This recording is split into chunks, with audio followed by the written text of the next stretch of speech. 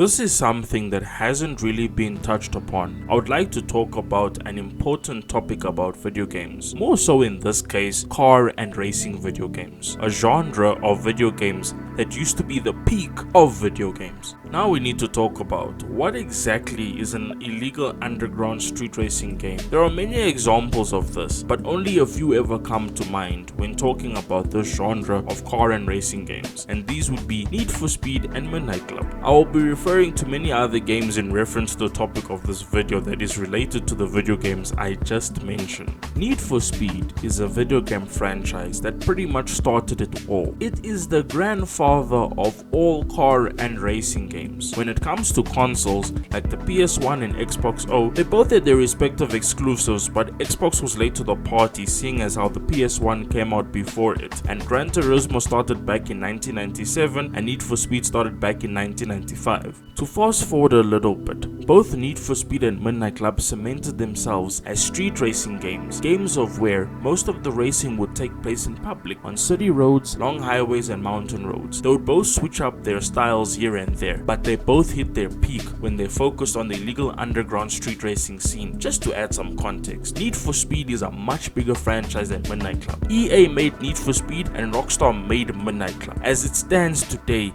EA is still a way bigger developer than Rockstar. Both franchises had a lot of the same ideas at the same time. The only difference is that it took a lot longer for Midnight Club to catch on. For example, Need for Speed has always had licensed cars. Midnight Club didn't start out with licensed cars. In Rockstar fashion, they opted to make their own versions of real-world licensed cars. This is still a trend that Rockstar does to this day. If you have played any of their recent games like Grand Theft Auto 4 and 5, you would see it for yourself, with Grand Theft Auto 5 being the most blatant. There was never a time when Need for Speed did not dominate the car and racing game genre. For over 20 years, they have always been the be-all and end-all of car games. To put into perspective, it is basically like what Call of Duty is to first-person shooter games. It is what the FIFA games are to sports games. And getting back on topic about licensed cars, Midnight Club only started to get licensed cars in their third game, which is called Midnight Club Dub Edition. This game featured many licensed cars that were modified. This was a game that was based off of a car magazine called Dub Magazine, which focused very heavily on urban culture at the time.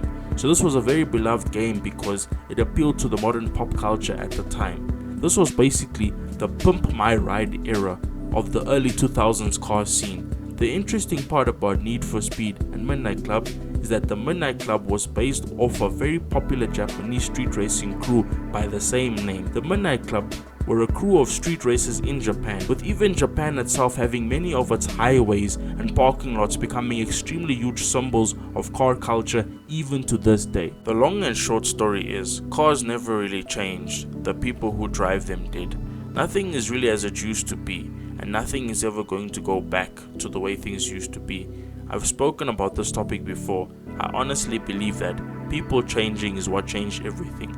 We are no longer at the peak of car culture anymore. We're at a point where everything is expensive, where all of a sudden exotic cars are normalized, where billionaires and their fleet of 100 exotic cars gets more attention than a bunch of youngsters who just bought their first cars. I really am going to detail why illegal underground street racing games are dead. Need for Speed and Midnight Club both had a very good run. Both franchises can say they made great video games. Both franchises can say they have solid fans of their games. The only sad part is that Midnight Club just disappeared at the height of its fame. Midnight Club has a really dedicated fan base who desperately want a new Midnight Club game, but by the looks of it, they're not getting anything. The thing I like most about Midnight Club is that they were not afraid to take risks. They did a lot of stuff that other franchises were scared to do. Need for Speed used to experiment, but they don't do that as much as they used to. The problem with Midnight Club is that they didn't make a lot of games. Need for Speed has over 20 titles, whereas Midnight Club only has about 6. The whole point is, Need for Speed just made a lot more games. Doesn't mean all their games were good, but at the end of the day with video games, more is definitely more. As I said before, cars never really changed, the people who drive them did. times have changed, things are different now. Car culture played a big role in the types of car games we got from the late 90s to the early 2000s. The car scene went from being about clean stock high performance cars to then being about highly modified street racing cars. If you didn't know, car games were heavily influenced by the Fast and the Furious. This is the best way I can describe exactly what happened to illegal underground street racing games. The games went from being about the car community to then basically just being glorified advertising for showroom and concept cars that a majority of people cannot afford. Now we need to ask ourselves, what makes an illegal underground street racing game? First of all, there is a few criteria. Well, of course, you need cars, you need a community of car owners, you need a map or place, whether it be big or small, real or fictional. You need characters. The characters can make or break the game. Most importantly, you need police. Police are very important. I will go into detail about the points I made. Cars are very important in any car game. They are the bread and butter of the game. The type of cars you have in the game will greatly affect the way your game is. The truth is, you don't exactly need licensed cars to make a great car game. There are many examples of car games that don't have licensed cars but are still great car games. Many cars that are considered the greatest of all time type car games that don't have licensed cars in them. The only thing is, of course, if you have licensed cars, you get more popularity. For example, if your favorite car is in a car game you like,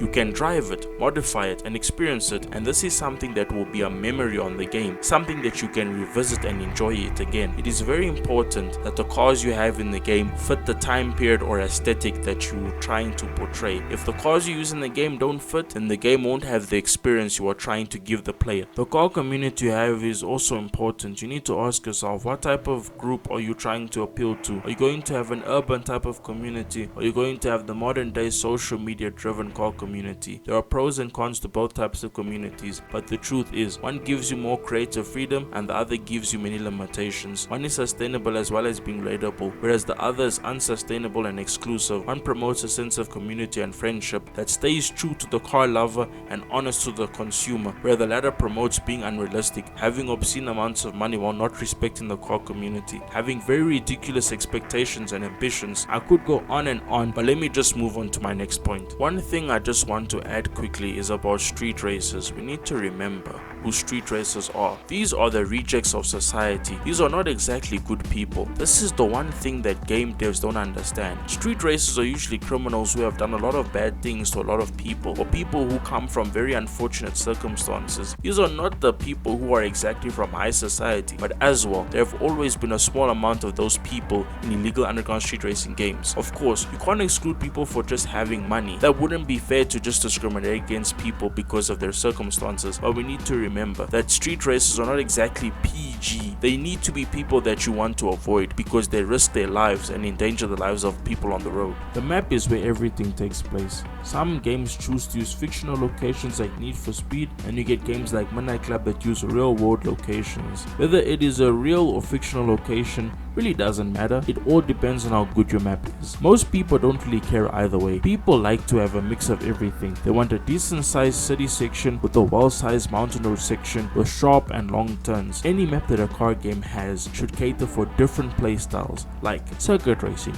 drag racing, drift championships, a heat style event where you purposefully get the attention of the police. The size of a map is also important. A map being big is not a bad thing. For example, the best example of this is the Test Drive Unlimited franchise. The game features a scale 1-to-1 map of real world locations. It was very ambitious of them and it paid off. There would be this one event in Test Drive Unlimited 2 of where when you finish one part of the Solar Crown event, you have to do one last race around the whole shoreline of the map. Basically an outline of the whole map, and this could take anywhere from 45 minutes to 1.5 hours in real time. So this game was the real deal. The worst thing you can do is have a big flat map with nothing to do inside it. The most recent game to take the baton from Test Drive Unlimited is The Crew, a game that came out of nowhere but has a very big fan base. It's not as good as Test Drive Unlimited, but it still is a good game. Forza Horizon has managed to perfect the balance between big and small maps. The map is big enough that it doesn't feel too big, but it's small enough that it doesn't feel too small. It is just right. The characters in a car game can go either way. Many games back in the early 2000s thought it would be better if car games had characters in in them, and that is still something I prefer to this day. Characters add a good human element to a game. There are many good car games that didn't specifically have that many characters in them. For example, Need for Speed and Midnight Club both evolved from having next to no characters in them to having fully voiced and well written characters. However, there were many car games back in the day that had characters from the start in their games, including Need for Speed Most Wanted 2005, Need for Speed Carbon, Midnight Club 2, Midnight Club LA, Test Drive Unlimited 1 and 2, Forza Horizon 1, The Crew 1, the list goes on and on. Police are a very important part of any legal underground street racing game. Even if it is just a street racing game, the standard now is that any game that has street racing in it should have cops in it as well. It's almost like how people want a zombies mode in every Call of Duty now, even though it is not a Black Ops Call of Duty. The only game to ever really perfect cops and car combat against cops was Need for Speed Most Wanted 2005. The only reason I reference Need for Speed so much is because it is one of the only few big mainstream AAA street racing games left. They found the balance between cop chases being fun and making fighting the cops fun. It's the same case with what Grand Theft Auto did with their police. Many people like the cops in Grand Theft Auto and they are fun to mess with. When it comes to police in car games, Need for Speed Most Wanted 2005 is the staple, and that is what most people want in almost every street racing game that comes out now. They want that balance. Need for Speed Most Wanted 2005 perfected their police so much so that people still go back even to this day and play the game just for its police. But of course, it didn't last forever because even Need for Speed has lost the fun police aspect. For some reason, you can't destroy the police cars like you could in Most Wanted 2005. The cops in Need for Speed are now a shadow of their former self. The end of the black box era of Need for Speed games really dealt the franchise a huge blow because it even affected Need for Speed's competitors. After Need for Speed stopped making their illegal underground street racing games, pretty much everyone stopped making them. After 2010, there seemed to be a shift. Now all people wanted was exotic cars everywhere. This was also the age of where simulation racing games started to pick up steam. You can say that 2013 was a tipping point. Thereafter, it was mainly just simulation racing games that took over the market. Games like Need for Speed Shift 1 and 2 Unleashed, Gran Turismo 6, Forza Motorsport 5, and Assetto Corsa. Those are just to name a few, and that would more or less be the direction from about 2013 up until the present day 2024, with Need for Speed still trying to claim itself as an illegal underground street racing game, but their attempts falling flat on their faces. The reviews really speak for themselves, and this is not me just being negative. Check the reviews for yourself. I have said this before. There is no way we could go back to when our favorite car games were made. We now have to move forward. The problem is, most young people these days have zero taste for cars. Everything they want to see in car games is reinforced by social media. It is not about enjoying the ride, but about how fast you can get there. It's not about enjoying the game with friends. It's about grinding for as much money as possible so that you can buy the most expensive cars in the game. There is no journey to be had. That is what has been taken away from us. Car games no longer have cars that your parents would drive in them. They no longer have relatability in them. All they do is either make you feel poor or broke. Pacing is one huge problem with car games now. The whole point of having pacing in a car game is so that you enjoy your experience. The problem with car games now is they make it too easy. Back in the days of old car games, you had to start from the bottom. You were a newcomer, the new kid on the block. You started out with a slow car, a car that didn't have any modifications, and that was the car that you would have to use to work your way up the ladder. Just like the blacklist in Need for Speed Most Wanted 2005, the pacing in all Need for Speed games was the best, and is the best example I can give. Because at this point, I think everyone has played Need for Speed 1, 2, and Most Wanted 2005, so most people will know exactly what I am talking about. I played Need for Speed Heat, and the game gave me modified cars from the start, so I used them to beat the game. I souped them up and just used them. When I played the game, I think I only bought about 4 cars, and the game gave me about 10 cars. It took away the whole pacing in the game. The story was bland and the handling was horrible. The cops were not bad. There were times where I had fun running from the cops, but as well, the cars have health bars, and if you hit the cops you lose health. After I finished the game, I deleted it. Test Drive Unlimited is a game that I can say is the perfect example of what owning a real car feels like. Basically what Test Drive Unlimited is a living the high life simulator. You start off as a broke nobody with a horrible job, and you work your way up to joining the upper echelon with big mansions, fast cars, and a life of luxury. The way the dealerships in Test Drive Unlimited 1 and 2 are laid out would make you feel important. Everything is laid out and organized, and when you buy the car, it is delivered to your house, and the way the car is parked in your garage, house, or driveway makes makes you feel so accomplished. Test Drive Unlimited forced you to gain an emotional connection with your car. I kept every car I ever bought on that game. Test Drive Unlimited tried to do everything, and when I say everything, I mean everything. The reason the game is so perfect is because it didn't perfect everything, but it gave you the opportunity to have it all. The game had a very big map, it had a very big list of cars, the game even had bikes as well. It had a proper storyline, it had good characters, it had many side activities. You could buy houses and customize them. It had a proper multiplayer, it had a casino and social events. The game even had police in it. This is what I mean by they did everything. The game even had a car wash that would put Grand Theft Auto to shame. How they managed to do so much with such limited hardware is something that needs to be studied. Test Drive Unlimited has a special place in my heart. The reason illegal underground street racing games died is because people lost interest. People like the times have changed. Everyone who was young back then is old now. They had kids and their kids have kids now. It was truly a great era, but unfortunately people just moved on. There are still a lot of fans of said era who miss everything just being about the cars and a bunch of people enjoying their cars together. It's not about who has the most expensive car, it's about everyone having love for cars. For some people, cars were the only thing they ever loved, and these were the types of people you will see in said street racing games. These people were no angels, and they were often the rejects of society who were hated by the cops, like in Most Wanted 2005, with people driving cars that were not street legal because of the modifications they had on their cars. Driving a car with a full racing engine and slick tires on a public road. That was what illegal underground street racing was about. Taking the racing off the track and onto the streets so that anyone with 4 or 2 wheels could join the race, with even car brands now pulling out of car games because of them calling it a brand risk to be in illegal underground street racing games. But what they don't understand is that these street racing games probably sold way more cars than their advertisements ever did. Media surrounding cars always sells more cars than the manufacturer themselves. For example, imagine how many cars the first Fast and Furious movie sold. Imagine how many cars Fast and Furious Tokyo Drift sold. Imagine how many cars Need for Speed Underground 1, 2 and Most Wanted 2005 sold. Everyone wanted a Mark IV Supra after Fast and Furious 1. Everyone wanted a Nissan R34 GTR after Too Fast Too Furious. Everyone wanted a BMW M3 E46 after Need for Speed Most Wanted 2005.